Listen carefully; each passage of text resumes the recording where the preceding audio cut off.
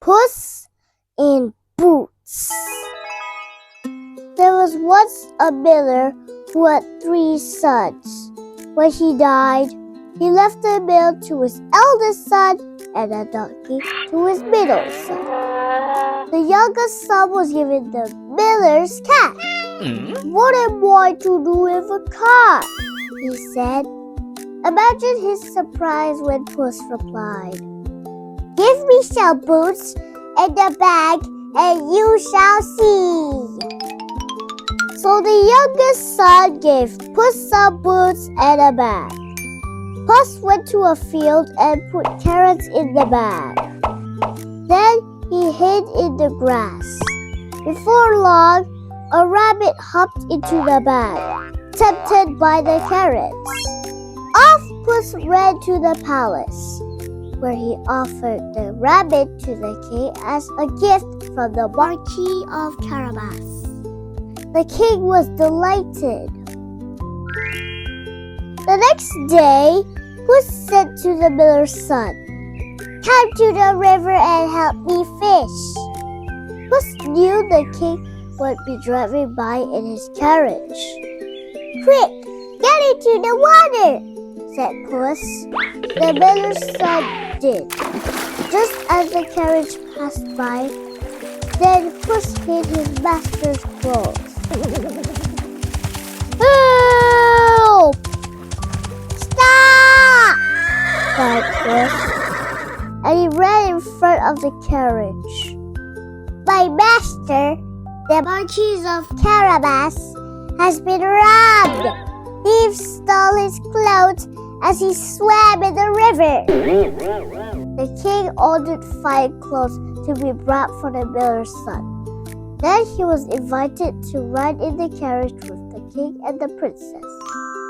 In the meantime, Puss ran ahead of the carriage. He met some workers gathering hay in the fields. When the king's carriage drives by, the king will ask who owns this land, said Puss.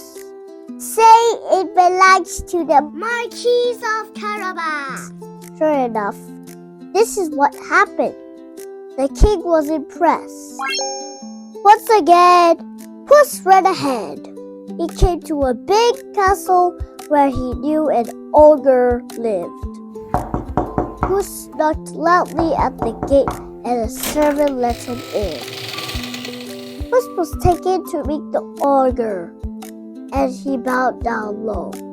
What do you want? The ogre growled.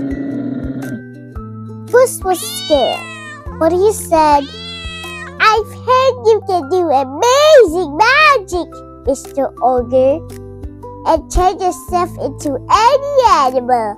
But can you turn into a lion? The ogre immediately became a roaring lion. Roar! It must be easy to turn into a big animal, said Puss. I'm sure you couldn't turn into a small one, like a mouse. So the outraged ogre did just that. Puss seized his chest and pounced! And that was the end of the ogre. Squeak, squeak! The servants in the castle were very happy. They had been under the ogre's spell.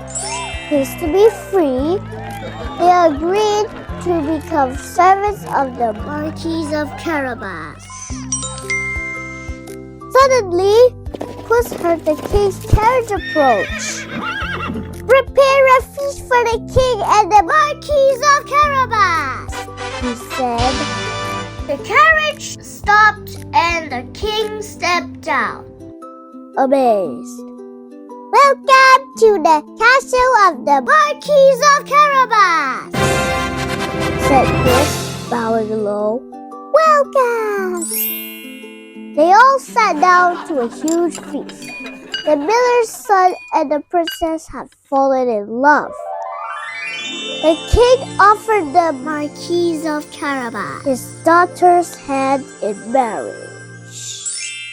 The next day, The princess and the miller's son were married.